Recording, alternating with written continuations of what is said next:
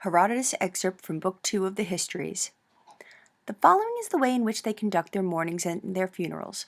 On the death in any house of a man of consequence, forthwith the women of the family beplaster their heads, and sometimes even their faces, with mud, and then, leaving the body indoors, sally forth and wander through the city, with their dress fastened by a band, and their bosoms bare, beating themselves as they walk. All the female relations join them and do the same. The men, too, similarly begirt, beat their breasts separately. When these ceremonies are over, the body is carried away to be embalmed. There are a set of men in Egypt who practice the art of embalming and make it their proper business.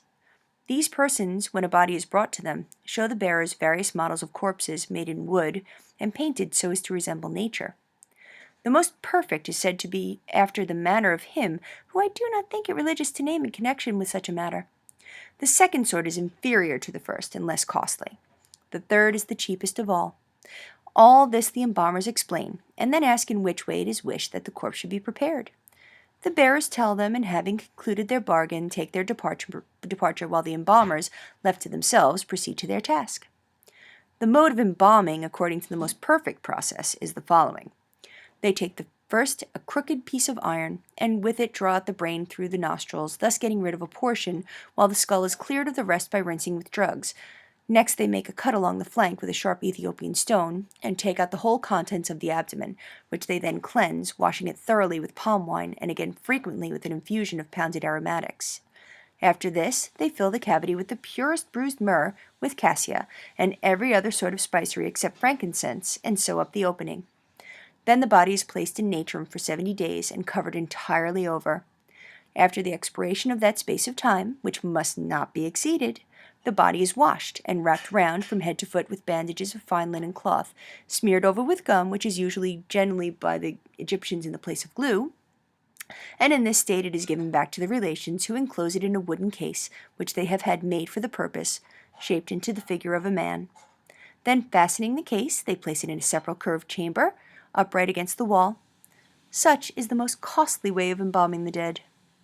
If persons wish to avoid expense and choose the second process, the following is the method pursued. Syringes are filled with oil made from the cedar tree, which is then, without any incision or disemboweling, injected into the abdomen. The passage by which it might be likely to return is stopped, and the body laid in natrum the prescribed number of days. At the end of the time, the cedar oil is allowed to make its escape, and such is its power that it brings with it the whole stomach and intestines in a liquid state.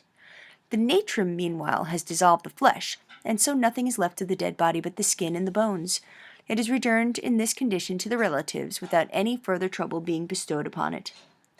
The third method of embalming, which is practiced in the case of the poorer classes, is to clear out the intestines with a clyster, and let the body lie in natrum the 70 days, after which it is at once given to those who come to fetch it away. The wives of men of rank are not given to be embalmed immediately after death, nor indeed are any of the more beautiful and valued women. It is not till they have been dead 3 or 4 days that they are carried to the embalmers. This is done to prevent indignities from being offered them.